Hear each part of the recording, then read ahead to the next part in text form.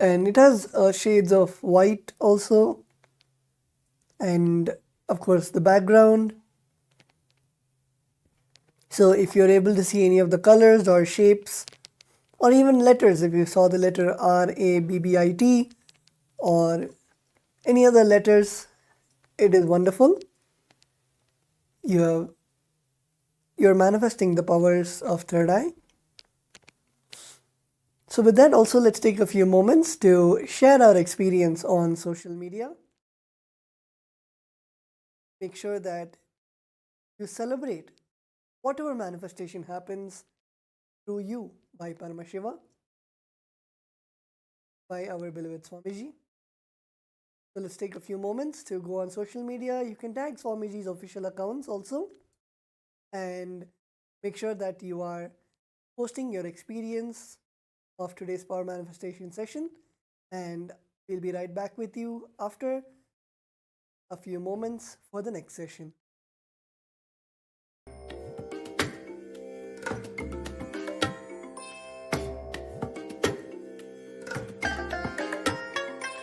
I bless you all. Let you all open all your three eyes and manifest the powers of Mahasudashiva. Om Nithyananda Paramashivoham. Om Nithyananda Paramashivoham. Om Nithyananda Paramashivoham.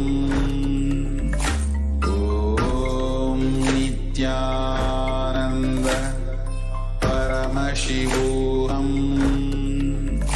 Om Nithyananda Paramashivoham.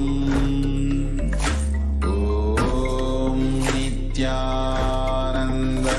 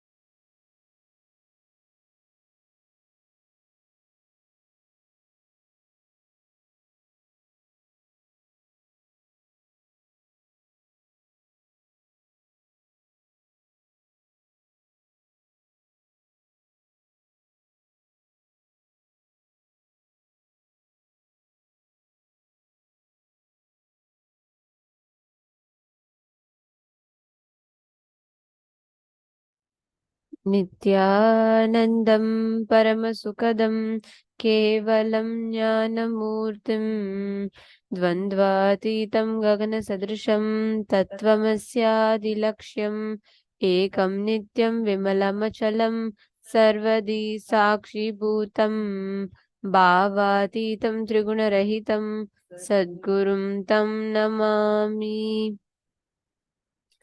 Nityanandam everyone. We welcome all the participants, every one of you, for this very, very special session today. Today, we are going to be addressing one of the most important aspects. We're going to be learning about the science of healing. How exactly the science of healing works. One thing that remains consistent with us throughout our whole life for us to achieve our purpose is our body. It supports us, stands by us, no matter what, good, bad, right, wrong, it is there. And it is very important that we understand the right way of relating with it. It's very important that we understand how we can actually experience completion with it, how we can tune ourselves into that space of oneness with our body. And today, all day is about harnessing this exact science in your inner space. Absolutely. And also all the participants that are here with us today, we are also going to learn some of the secrets behind what is, diseaselessness is what all of us have equated to being healthy. But being healthy is not just diseaselessness. The very definition of health as per Ayurveda is completely different. What does it mean to be healthy? We are going to learn that. And did you know, just by altering certain cognitions that you carry, you can actually achieve optimum health? These secrets are what Swamiji is going to be revealing today. So if you have anyone who is having issues, like recently they have been through a health crisis, probably even fatal issues they have been through, whether it was some physical accident or some other disorder, disease, whether it is diabetes, cancer, blood pressure, or any cardiovascular diseases, or anyone is struggling with COVID, dengue, any such diseases or disorders, like they have some chronic disorders that they're going through, you can invite them just to come and sit here in today's session. This program is free and it'll really help them to understand the root cause of their diseases. And on top of that, Swamiji himself is going to be giving healing, and we all are going to be receiving the healer's initiation too. So any one of you who want to have, anyone who wants to receive this healer's initiation, you can invite them for today's program. Let's now start with the first session. This session is going to be on Swarupa Samadhi. Every day we start our first session with learning about a loka or Samadhi. And today's Samadhi that we are going to be learning about is Swarupa Samadhi.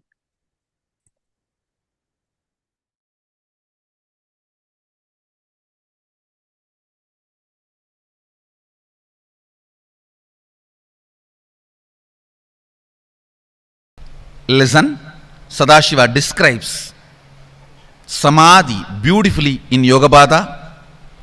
The description I am giving is not from Patanjali, but from Sadashiva. Listen carefully. When pratyahara happens, means you withdraw your life and energy from everything else and center it on something, the pratyahara, withdrawing, becomes dharana, centering. Dharana means flowing towards something. When that dharana happens, that on which you are flowing reveals itself to you. Reveals itself to you is dhyana. You being in that state continuously is samadhi.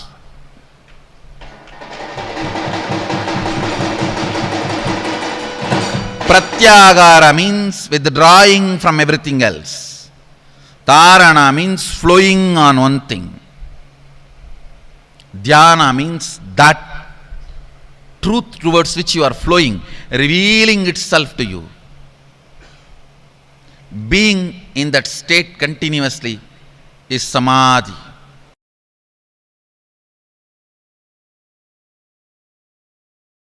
In Hindu tradition, all gods represent the Purana Brahman, the Paripurna Akanda Satchidananda, Chinmayananda Swayam Prakasa, Jyoti Swarupa Brahman, the ultimate.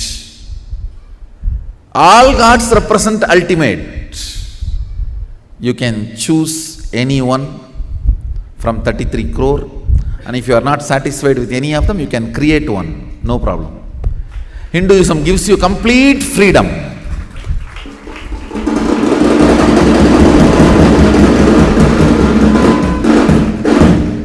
Samadhi means being one with the source. Adi means source. Sama Adi means one with the source.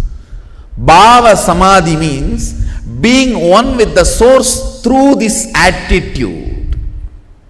Bhava means attitude, aspect.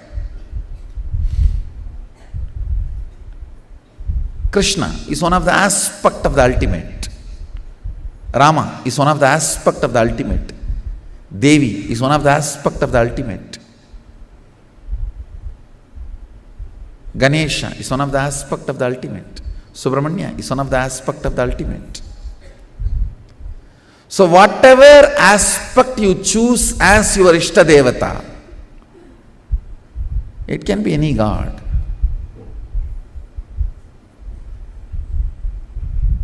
It can be Shiva, Subramanya, Ganesha, Devi, Vishnu, Munishwara, Kalabhairava, Veerabhadra.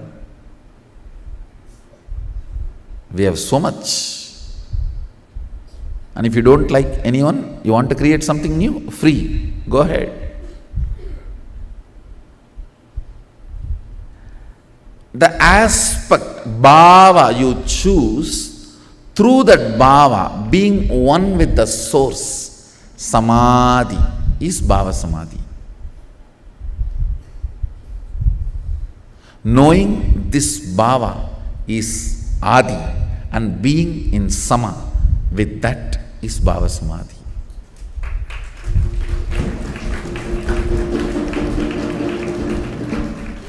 Your Ishta is the representation of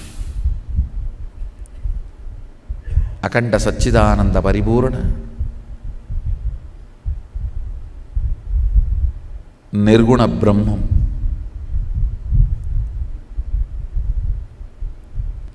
A person who has a pet and lived with that pet for years only will understand his love and sentiment with the pet. Other fellows will look at them only as dog or cat.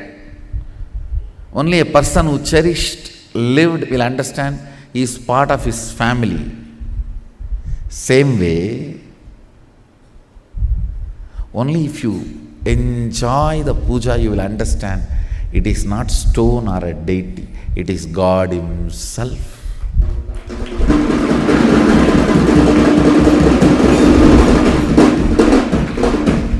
People who never had pets can never understand the pet lover's sentiment.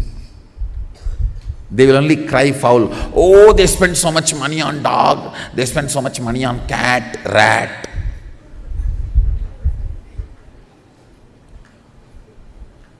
Why you spend so much money on all your stupidity? Who asks? You need to understand the truth. Only if you taste it, live it, enjoy it, you will get it. Only then you will get it.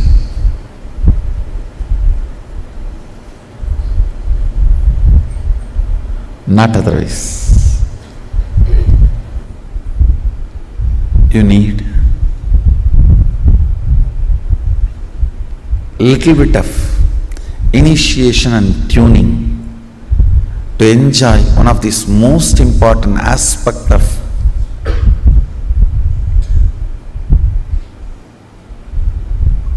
cosmos.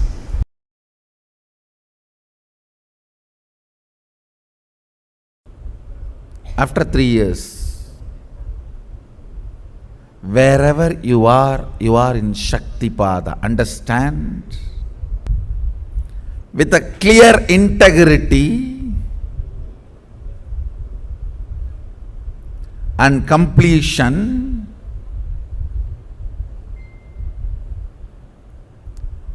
when you manifest all the state, space and powers and you are sent somewhere to represent me and take the responsibility of what for I happened, then you are enjoying Sarubhya Mukti.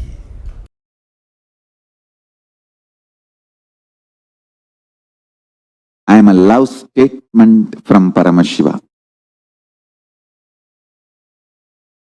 I am a proposal of love to humanity from Paramashiva. Will you get enlightened? Will you become me?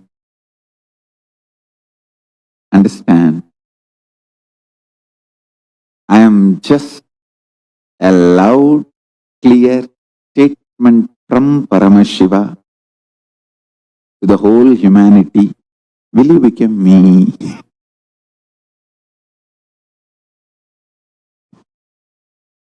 That's the only usefulness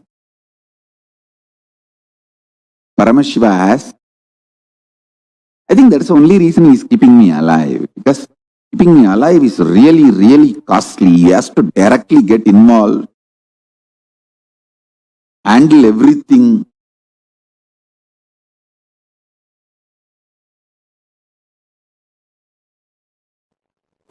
Paramashiva moves this whole universe without thoughts, being in the state of Paramashanta Swarupa. That shows thoughts are not needed to run your existence as Paramashiva manifested it. Thoughts are your feeling something is missing, inadequate, not enough, incomplete. That insecurity, suffocation, incompletion, that generates something cranky, worms going in your brain.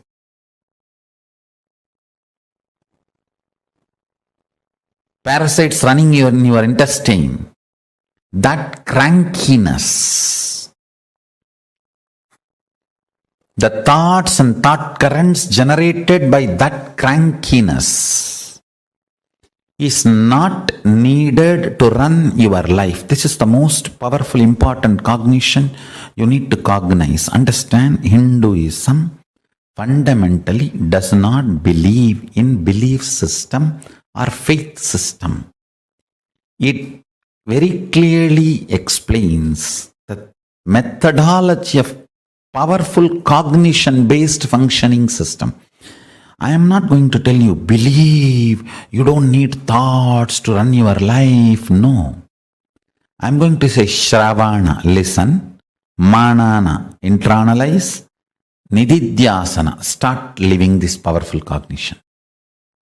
So the powerful cognition I am giving you now, Paramashiva, running the whole universe, much, much, much more than what we are running in our life. He is running it from the space of Paramashanta Swarupa, without any thought currents, out of pure intelligence. When he can run, you can run. Decide, you will be in the space and state of Paramashiva, Paramashanta Swarupa, and live your life. You will see thoughts and thought currents become redundant. They just fall off from you. Like a old skin getting peeled off and falling. The old hair falling. Old nail falling. Just like old things fall off from you. The ideology you need thoughts and thought currents to run your life will fall off from you. Meditate on this powerful cognition. Internalize it. Internalize it. Manifest it. Do Shravana Manana Nididhyasana of Paramashanta Swarupa. Paramashiva, who is so big, he does not need thoughts even to run this whole universe.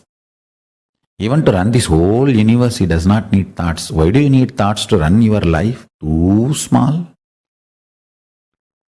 Decide to be in his space by listening, internalizing and manifesting this powerful cognition in your inner space.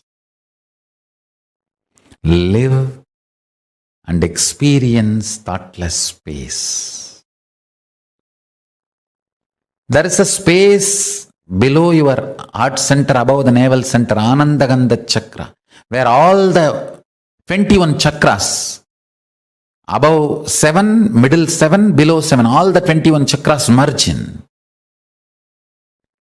In that Anandagandha space, remember you are Paramashiva. What you feel as Paramashiva, what you feel as I and Paramashiva is one and the same. With that decision to cognize Paramashivoham, Paramashanta Swarupa, Paramashivoham, he will manifest more and make you cognize you don't need thoughts and thought currents to run your life. Without thoughts and thought currents, just by directly manifesting his intuition and Paramashanta Swarupa, you become more and more efficient,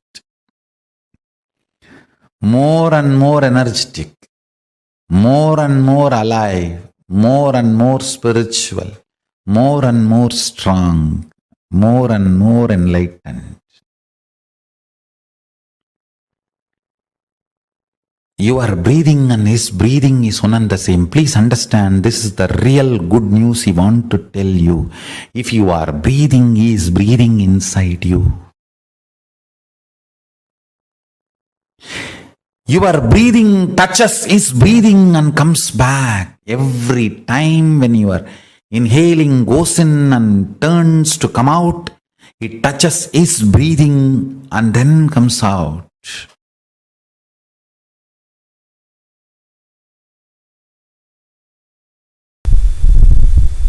I am the vision for the humanity.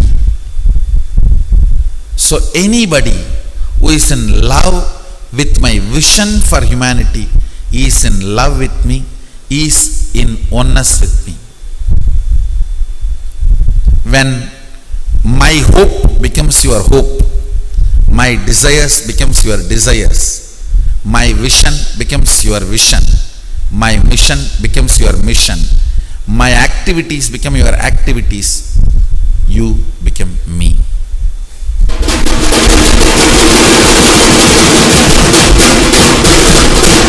Understand, when my love becomes your love, what I love becomes your love, what I visualize becomes your visualization, what I feel becomes your feeling, you become me. Basically,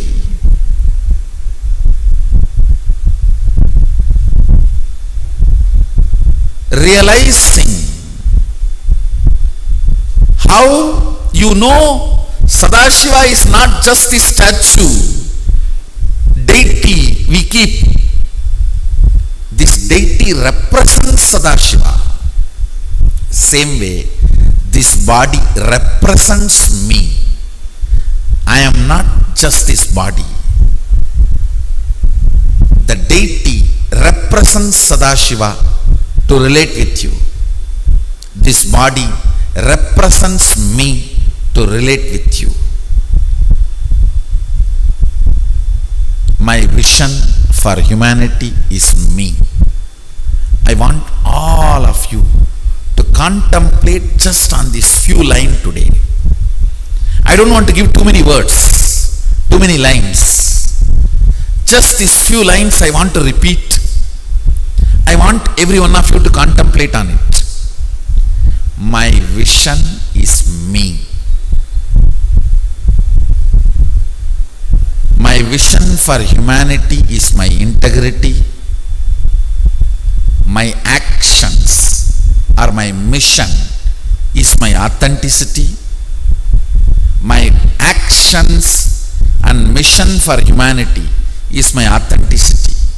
My hope for humanity is my responsibility. My happening for humanity is my enriching.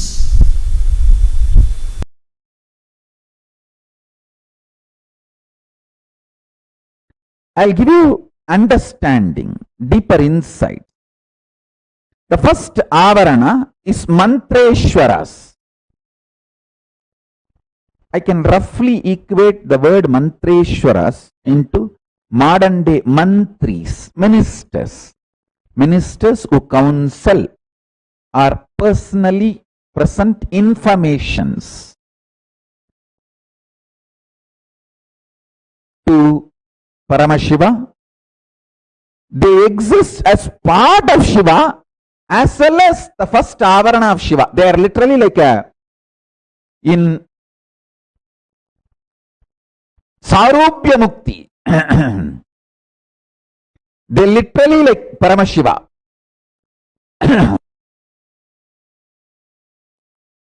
Paramashiva. They are just extension of Paramashiva. They are called Mantreshwaras. So understand, I am mapping the Hindu parliament of Kailasa to Paramashiva's 5 avaranas as well as the 5 sabhas.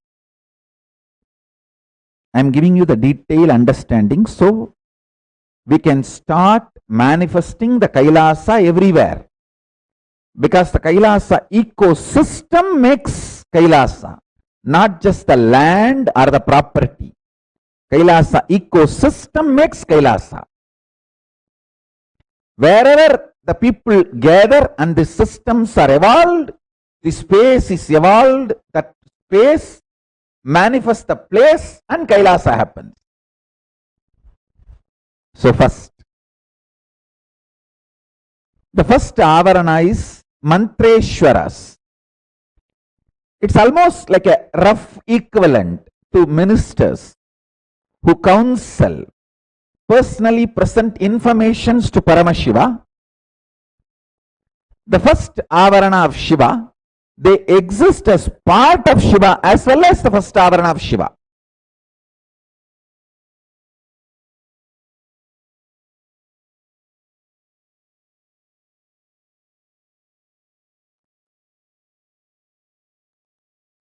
Come on. Essence of today's satsang.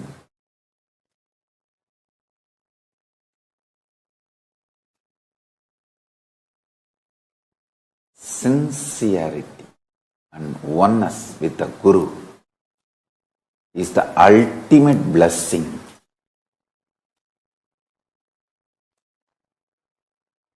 From the universe for our life.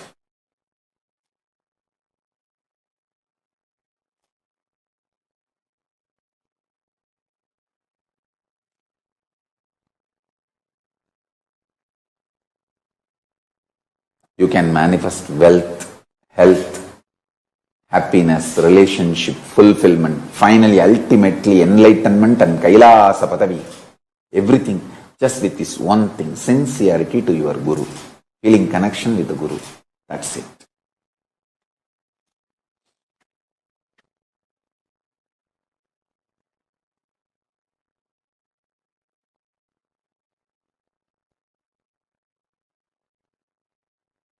I'll continue to expand how the non-violence can be applied in every level. And you can manifest all the best things in the life, and that's the best strategy to stop the Hindu Holocaust.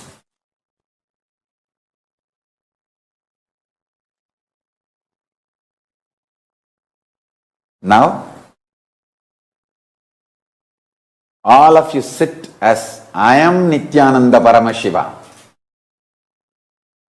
Om Nithyananda Paramashivoham.